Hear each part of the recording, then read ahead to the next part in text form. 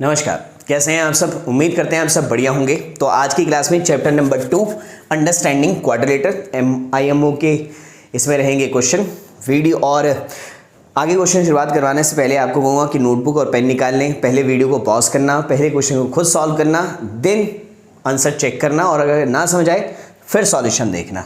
अच्छा, एक बार सॉल्यूशन भी देख लेना कि क्या आपकी भी यही अप्रोच है। तो पहला क्वेश्चन करने से पहले क्वेश्चन से रिलेटेड जो कंसेप्ट है वो समझ लेते हैं। अब क्वाड्रिलेटर होता क्या है वो आपको पता है, मैं ये मान के चल रहा हूँ कि बेसिक बातें आपको पता है। धीरे धीरे जैसे जैसे क्वेश्चन आता रहेगा मैं आपको चीज़ें बताता रहूँगा। जैसे वेरी फर्स्ट क्वेश्चन के लिए आपको जो कंसेप्ट पता होना चाहिए वो मैं बता देता हूँ आपको। मान लीजिए आपके पास दो ट्राइंगल हैं। फर्स्ट ट्राइंगल का नाम है ABC।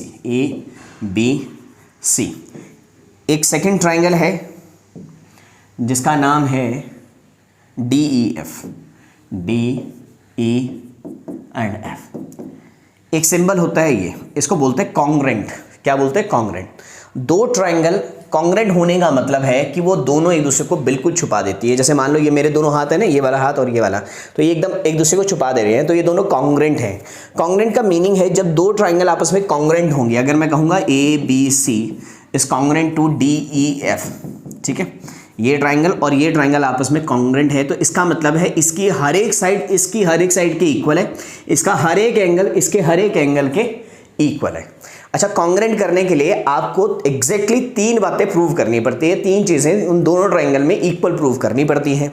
अब वो हो सकता है कि तीनों साइड हों, या तो ये साइड भाई इसके इक्वल, ये साइड इसके इक्वल और ये साइड इसके इक्वल। ऐसा भी हो सकता है कि दो एंगल आपस में क्या हो, तीनों एंगल आपस में क्या हो, इक्वल, तो भी वो ट्राइंगल क्या हो सकती है आपकी, कॉन्ग्रेंट। और तीसरी बात, दो साइड और एक एंगल। अच्छा, इसमें ध्यान रखना कि जो दो साइड आप इक्वल प्रूव करेंगे, एक ये मान लीजिए ये वाला एंगल इस वाले एंगल के इक्वल है, तो ये साइड इस साइड के इक्वल होनी चाहिए और ये वाली साइड इस साइड के क्या होनी चाहिए, इक्वल होनी चाहिए, तो ही ट्राइंगल क्या होंगी, कॉन्ग्रेंट। यानी कि कॉन्ग्रेंट करने के लिए आपको तीन बातें प्रूव करनी पड़ेंगी उन दोनों ट्राइंगल में, कि तीन चीजें उन दोनों ट्राइंगल में क्या है, इक्वल है।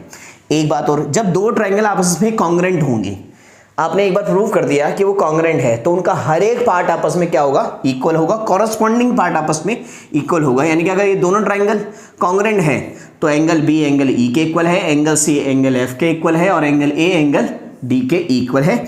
हम यूज करेंगे यहाँ पे CPCT, यानी कि corresponding part of congruent triangle.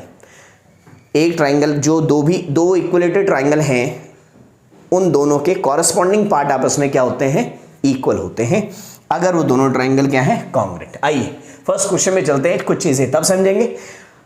कॉन्ग्रेंसी पे मैं एक स्पेशल वीडियो लेके आऊँगा जहाँ पे मैं पूरा कॉन्ग्रेंट का कंसेप्ट आपको करवाऊँगा, तब उसमें हम डिटेल में डिस्कस कर देंगे। इसके बाद अगर यही कंसेप्ट चाहिए तो कमेंट सेक्शन में बता देना कि हाँ सर यही वाला कंसेप्ट पहले करा दो कॉन्ग्रेंसी का। तो वेरी फर्स्ट करते हैं question number 1। ABCD is a rhombus in which the altitude from D to side ABC। तो सबसे पहले तो भाई रोम्बस बना देते हैं, रोम्बस बना देते हैं सबसे पहले तो।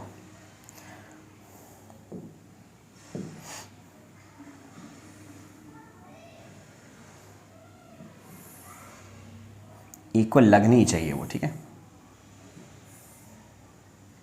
ठीक, ये रोम्बस हो गया हमारा। इग्नोर करना इन लाइनों को, ठीक है। ये ABCD आपका एक रोम्बस हो गया, ठीक है। A B किससे एल्टीट्यूड डाला गया है, ठीक है, A B C और D, in which altitude from D to side AB। D से एक एल्टीट्यूड डाला गया है AB पर, ये एक एल्टीट्यूड डाल दिया मान लो AB पर, ये इसका एल्टीट्यूड है। अब एल्टीट्यूड है तो भैया यानी कि ये 90 डिग्री है, और किस पॉइंट पे, AB bisect AB from D to side AB bisect AB। अच्छा, AB को बाइसेक्ट कर रहा है, ठीक है। Then angle A and B respectively bisect कर रहा है, तो मान लेते हैं वो P पर बाइसेक्ट कर रहा है। किस पर बाइसेक्ट कर रहा है, P पर। P पर बाइसेक्ट होने का मतलब है कि AP जो है वो PB के इक्वल है। बाइसेक्ट मतलब दो इक्वल पार्ट में डिवाइड कर देना, तो यानी कि AP इक्वल है किसके, PB के इक्वल है। Then angle A and B respectively R, तो आपको एंगल A और एंगल B बताना है कि क्या होगा। देखो इस क्वेश्चन को करने के लिए हमने ना एक कंस्ट्रक्शन करी, और कंस्ट्रक्शन क्या की हमने क्या किया, हमने ना इसको डी को बी से ज्वाइन कर दिया, डी को बी से क्या कर दिया, ज्वाइन कर दिया। अब मैंने ये दो ट्राइंगल लिए, समझा रहा हूँ ध्यान से समझना। अब मैंने ट्राइंगल ली, in triangle D P A and triangle D P B, एक ट्राइंगल ये और एक ट्राइंगल ये। अब जरा ध्यान से देखना, मैं दोनों को कॉन्ग्रुएंट प्रूव करने जा रहा हूँ। एक तो दोनों में डी पी है, D P equal to P D, इसमें भी डी पी है, इस वाली ट्राइंगल में भी, और इस वाली ट्राइंगल में भी क्या है आपका डी पी है।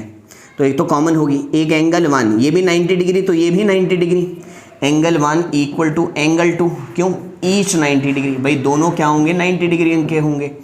और ये हो गया हमारा D P equal to P D common, क्या हो गया कॉमन। ठीक है, आओ एक और चीज़ देख लेते हैं। अब एक बात बताओ, ये जो ए पी है वो किसके इक्वल है, पी बी के, तो ए पी जो है वो पी बी के इक्वल होगी, ये गिवन था हमें। तो हमने इन दो ट्राइंगल में, पहली ये वाली ट्राइंगल है भाई, ये वाली ट्राइंगल, एक ये वाली ट्राइंगल और एक है हमारी ये वाली, जिसको मैं रेड से कर रहा हूँ। ये दोनों ट्राइंगल हमने क्या कर दी, कॉन्ग्रुएंट प्रूव कर दी। अब कॉन्ग्रुएंट प्रूव कर दी यानी कि तीन चीज़ें इक्वल प्रूव कर दी, एक तो ये वाला एंगल और इसी एंगल की बनने वाली जो साइड है वो आपस में क्या है, इक्वल है। तो दोनों ट्राइंगल क्या होगी, कॉन्ग्रुएंट हो गई, क्या होगी कॉन्ग्रुएंट, यानी कि triangle D P A is congruent to triangle D P B, है ना, ये कॉन्ग्रुएंट होगी बाय किस रूल से, SAS, साइड एंगल साइड से कॉन्ग्रुएंट होगी। तो मैं ऐसा कह सकता हूँ कि DA जो है वो DB के इक्वल है, DA जो है वो DB के इक्वल है।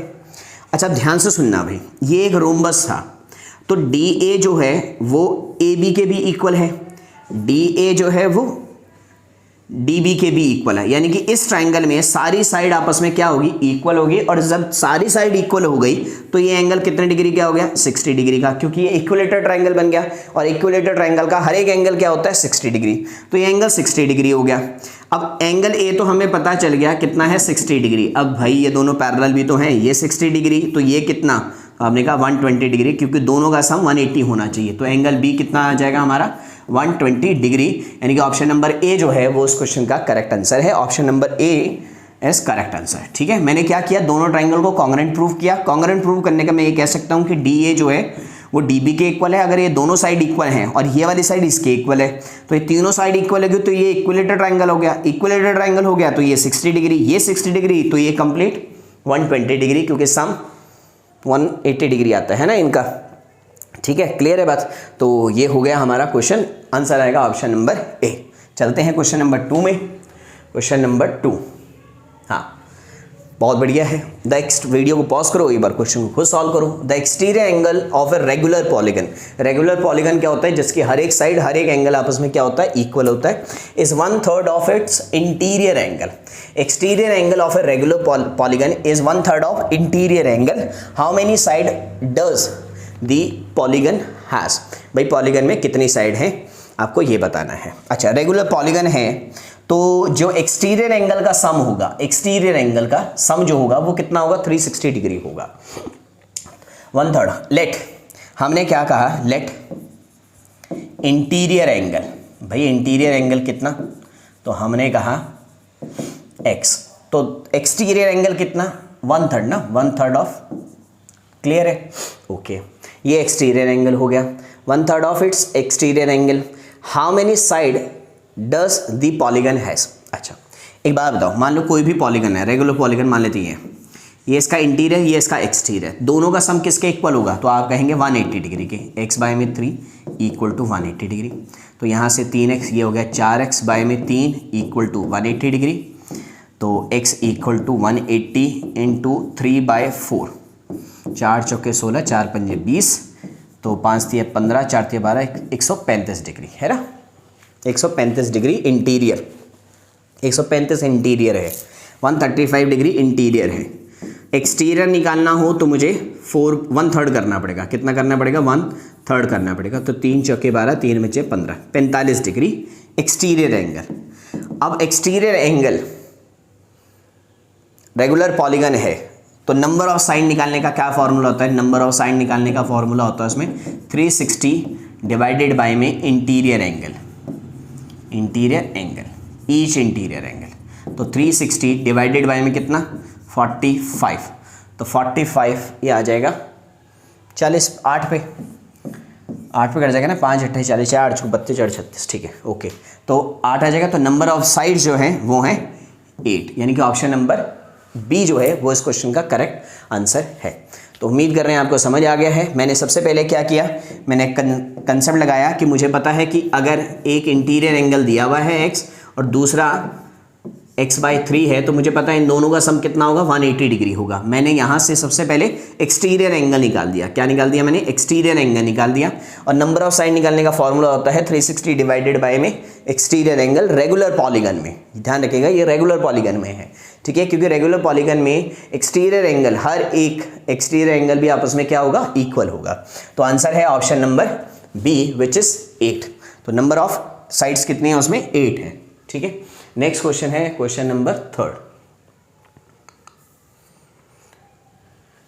If the diagonals of a quadrilateral bisect, इसका आंसर आप मुझे बताना कि ये क्या होगा। If the diagonals of a quadrilateral bisect each other at right angle then it is a, अच्छा क्वेश्चन नंबर 3 का आंसर आपने मुझे देना है, ठीक है। क्वेश्चन नंबर 3 मैं यहाँ पे लिख भी लेता हूँ, इसका आंसर आपने मुझे कमेंट सेक्शन में करना है। मैं दोबारा आपको दिखा देता हूँ क्वेश्चन नंबर 3 क्या है। तो 3 का आंसर आपने मुझे कमेंट सेक्शन में करना है कि भाई क्या होगा, वो कौन सा होगा, कहाँ गया। If the diagonals of a quadrilateral bisect each other at right angle, एक डायगोनल, एक क्वाड्रिलेटर के डायगोनल बाइसेक्ट कर रहे हैं 90 डिग्री पर, तो वो कौन सा क्वाड्रिलेटर होगा आपने बताना है। मैं चलता हूँ क्वेश्चन नंबर 4 पे। Question number 4, the number of sides of a regular polygon. मैंने कहा है रेगुलर पॉलीगन है तो हर एक एंगल इंटीरियर हो गया चाहे वो एक्सटीरियर हो गया, सारे एंगल, सारी साइड आपस में क्या होंगी, इक्वल होंगी। Whose exterior angle has a measure of 60 degree. Exterior angle 360 degree का है भाई। तो नंबर ऑफ साइड अभी बताया ना, नंबर ऑफ साइड्स निकालने का फॉर्मूला क्या है, 360 डिवाइडेड बाय में ईच एक्सटीरियर एंगल, 6 6 का 36। तो कितनी आएंगी नंबर ऑफ साइड, 6, यानी कि ऑप्शन नंबर बी करेक्ट है। तो चलिए नेक्स्ट पे चलते हैं। अगर ये, इसका आंसर बताना जरा, ठीक है। अगर ये 60 की जगह 30 डिग्री होता तो नंबर ऑफ साइड बताना क्या आएगा, ठीक है, करना। क्वेश्चन नंबर 5, क्वेश्चन नंबर 5 किधर गया, 1 2 3 4 6 10, question number 5।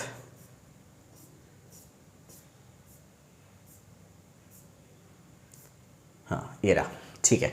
In the given figure the value of x, आपको वैल्यू ऑफ x बतानी है। देखो एक बात सुनो, मैं इसी इमेज को थोड़ा मैं बना नहीं रहा हूँ, ज़रा ध्यान से देखो। ये 60 डिग्री है तो मुझे पता है लीनियर पेयर सम है, तो ये 60 डिग्री है तो ये कितना होगा 120 डिग्री, तभी तो 180 डिग्री आएगा। और ये कितना होगा 110 होगा, है ना, इतना तो मुझे समझ आ गया।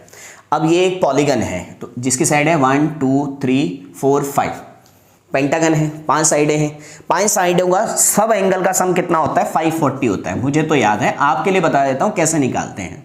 नंबर ऑफ साइड फॉर्मूला होता है एंगल सम का, एंगल सम, किसी भी पॉलीगन के एंगल का सम फाइंड आउट करना हो तो n - 2 इंटू 180 डिग्री।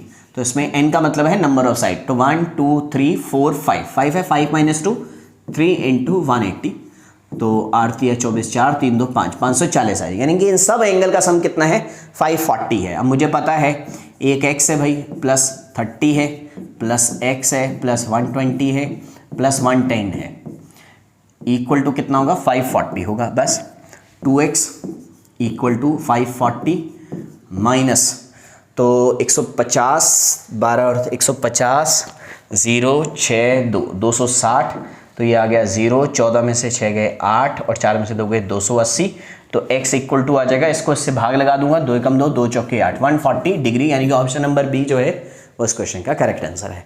उम्मीद कर रहे हैं आपको समझ आ गया होगा। ज़्यादा कुछ नहीं किया मैंने, पहले लीनियर सम प्रॉपर्टी लगा के ये वाला एंगल फाइंड आउट कर दिया, इसके अंदर के बाकी सारे एंगल निकाल दिए, इन सब का इस पॉलीगन के एंगल का सम मुझे पता है, फॉर्मूला क्या होता है, n-2 इंटू 180 डिग्री। n का मतलब नंबर ऑफ साइड, वैसे तो याद ही होना चाहिए पेंटागन के एंगल का सम कितना होता है 540। इतनी चीज़ें आपको याद होनी चाहिए, ठीक है।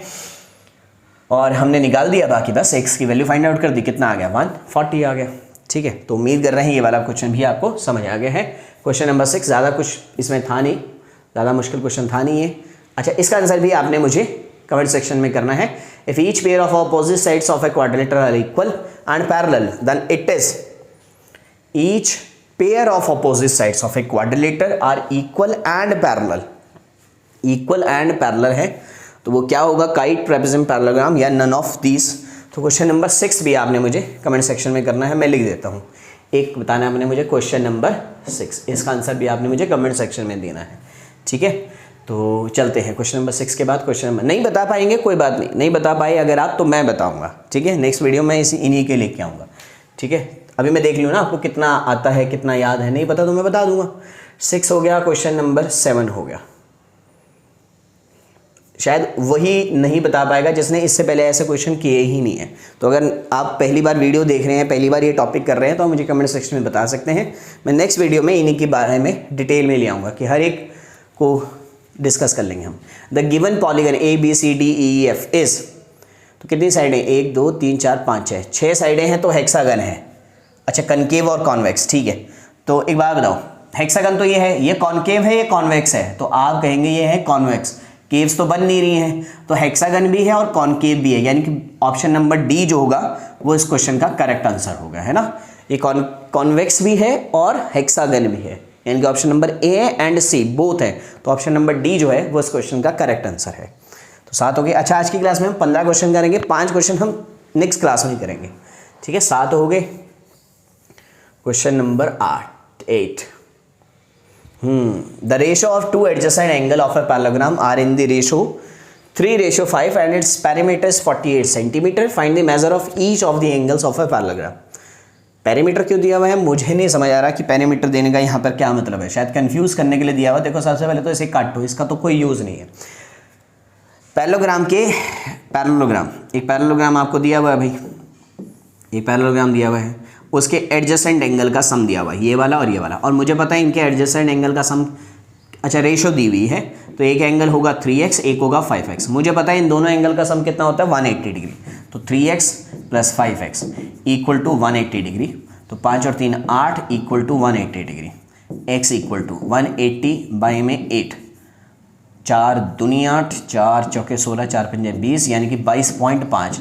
x की वैल्यू आ गई 22.5, तो 3 से गुना किया, 5 3 15, 1 3 दूनी 6 और 1 7, 3 दूनी 6, 67.75 और 67.75। क्योंकि नन ऑफ दीज है तो मुझे एक बार चेक करना पड़ेगा, अगर नहीं होता तो मैं ऑप्शन नंबर बी टिक कर देता, ठीक है, क्योंकि 67.5 आ रहा है। तो एक और देखना, अच्छा ये 3x है तो ये भी क्या होगा 3x हो भाई, ये 5x है तो ये 5x है हुआ, ठीक है। 75, अब 5 से भी करना पड़ेगा, 5 बजे 25, 2 10, 2 12, 5 दूनी 10 और 1 13। कुछ गड़बड़ किया क्या मैंने, मल्टीप्लाई दोबारा कर देते हैं, मल्टीप्लाई 5 से मल्टीप्लाई करेंगे, 5 पंजे 25, 2 5 10 और 2 12, 1 5 10 और 1 11, 112.5, ठीक है। हाँ, तो ऑप्शन नंबर बी जो है वो इस क्वेश्चन का करेक्ट आंसर है, क्योंकि ये वाला एंगल 67.5 तो ये भी 67.5, ये 112.5 तो ये भी 112.5, है ना, क्लियर है ना। तो उम्मीद कर रहे हैं आपको समझ आ गया है। तो क्वेश्चन नंबर 8 भी हो गया हमारा ख़त्म। चलते हैं क्वेश्चन नंबर 9 पर। हाँ, क्वेश्चन नंबर 9, ठीक है। वीडियो को पॉज करें और एक बार इस क्वेश्चन को खुद सॉल्व करें। In the given figure not drawn to scale, अच्छा ये प्रॉपर स्केल के पॉइंट ऑफ व्यू से नहीं है। Line R T is parallel to S Q, R T जो है ये वाली line is parallel to S Q, अच्छा ये लाइन इसके पैरेलल है, ओके ठीक है। चलो बाकी देख लेते हैं कि क्या क्या गिवन है, थोड़ा सा इसको बड़ा कर देते हैं ताकि आपको अच्छे से क्लियरली दिख जाए, ठीक है। मैं ऐसे स्केल बढ़ा देता हूँ। चलो ये दोनों लाइन भाई, ये लाइन और ये लाइन आपस में क्या है, पैरेलल है, ठीक है। ये लाइन और ये लाइन आपस में पैरेलल है, ध्यान रखना। If Q P S is 100 degree, अच्छा ये 100 है, एंड पी क्यू एस ये वाला एंगल है हमारे पास 40 डिग्री, ओके भाई। एंड पी एस आर ये कंप्लीट एंगल है 85 डिग्री, यहाँ पे ले लेता हूँ 85 डिग्री, ओके है।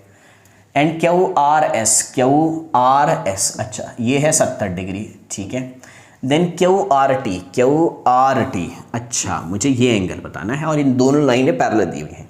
तो सिंपल सी बात है कि अगर ये दोनों लाइन पैरेलल हैं तो ये वाला एंगल और ये वाला एंगल आपस में इक्वल होंगे, अल्टरनेट एंगल है ना, दोनों पैरेलल है ना, अल्टरनेट एंगल, ये ट्रांसवर्सल बन रही है इनकी, है ना, ठीक है, ये अल्टरनेट एंगल होंगे। तो मुझे बस ये वाला एंगल निकालना है। अब मैंने देखा ये 100 है, ये 40 है, 140, ये एक ट्राइंगल है, ये देखो ये एक ट्राइंगल है ना, ये एक ट्राइंगल है, दिख रही है रेड वाली, ये एक ट्राइंगल है। तो ये 140, 140, तो ये वाला एंगल 40 डिग्री होगा, ये पूरा 85 है, ये 40 है तो ये 45 डिग्री होगा, ये 45, ये 70, 7 और 4 11, 115, तो ये बना हमारा 115, 5, ठीक है 65 डिग्री। ये 65 डिग्री है तो भैया ये भी 65 डिग्री होगा। 7 और 4 11, 115 और 65 होते हैं 20, 6 7 8, ठीक है 65 डिग्री, ठीक है। ऑप्शन नंबर बी जो है वो इस क्वेश्चन का करेक्ट आंसर है। उम्मीद कर रहे हैं समझ आ गया है, ज़्यादा कुछ नहीं था इस क्वेश्चन में, चलो देख लो दोबारा से देख लो, या आ गया है समझ, आ ही गया होगा वैसे मेरे को जो लग रहा है।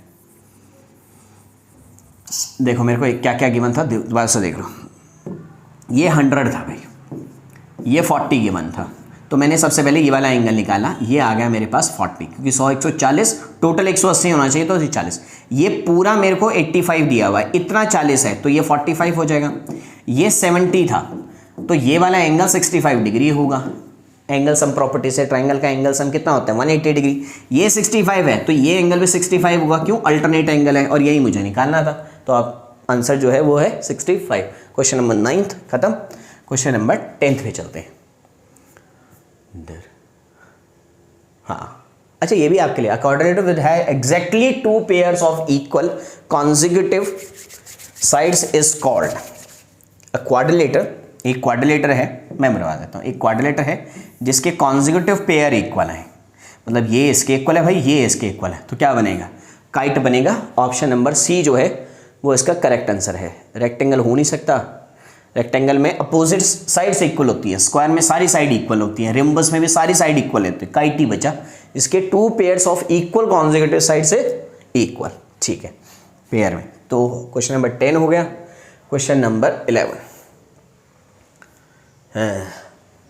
This is also for you, which of the following statement is correct. कौन सी स्टेटमेंट करेक्ट है ये आपने बतानी है।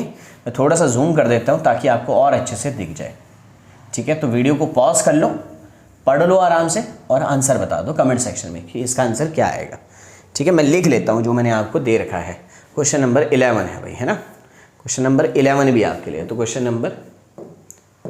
नंबर 11 ऑल्सो फॉर यू, ठीक है। इन 3 के आंसर आपने मुझे कमेंट सेक्शन में करने हैं।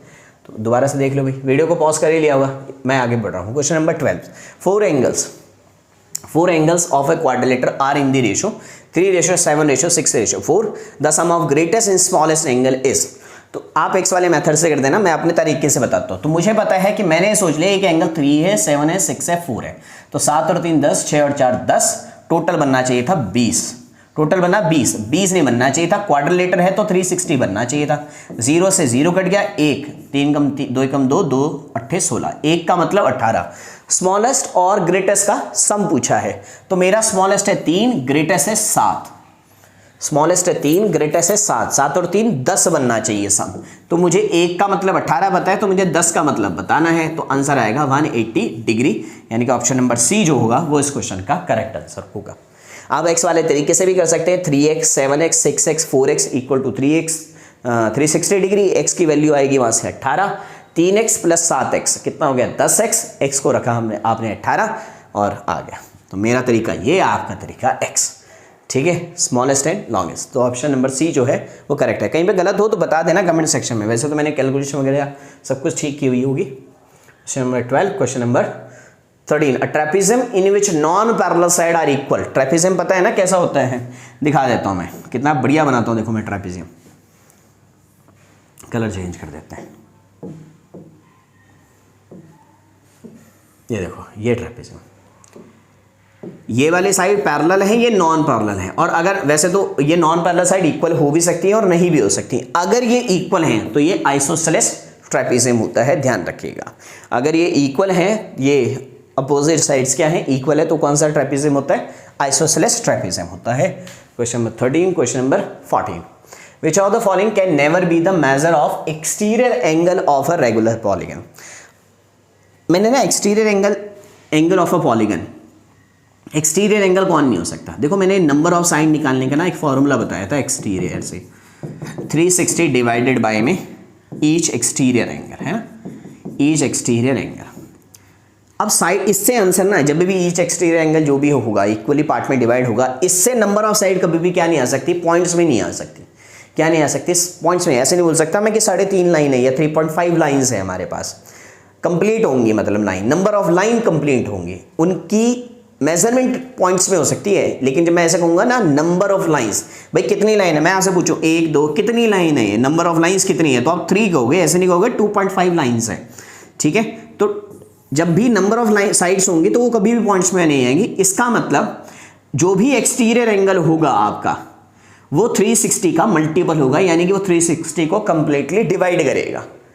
अब जरा ध्यान से देखो, 36 तो डिवाइड करेगा ही करेगा, मेरे को पता है 36 तो डिवाइड करेगा, तो इतना सिंपल सा है। 360 को ये भी करेगा डिवाइड, 45 से भी डिवाइड होगा, 22 से डिवाइड नहीं होगा। तो यानी कि ऑप्शन नंबर ए जो है वो इस क्वेश्चन का करेक्ट आंसर है। Which of the following can never be the measure of exterior angle. Exterior angle जो भी होगा that is a multiple of 360 degree, ठीक है। 360 डिग्री का मल्टीपल उसे होना पड़ेगा, अदरवाइज आपके नंबर ऑफ साइड आ ही नहीं सकती, ठीक है। तो उम्मीद कर रहे हैं आपको समझ आ गया है। अब हमारे हैं लास्ट क्वेश्चन पे, क्वेश्चन नंबर जो कि है 15th। The quadrilateral having only one pair of opposite sides parallel is called, only one pair of opposite sides is parallel is called. ये वाला क्वेश्चन का आंसर भी आप देंगे। अब आप सोच रहे होंगे अरे आपने तो अपना काम इजी कर दिया। क्वेश्चन नंबर 15 तो 4 क्वेश्चन के आंसर आपने कमेंट सेक्शन में करने हैं, 3rd 6th 11 15 के लिए मैं थोड़ा सा टाइम दे देता हूं ताकि आप पढ़ लो, स्क्रीनशॉट ले लो, चाहे कहाँ गया, ठीक है। तो 4 क्वेश्चन के आंसर आपने मुझे देने हैं कमेंट सेक्शन में।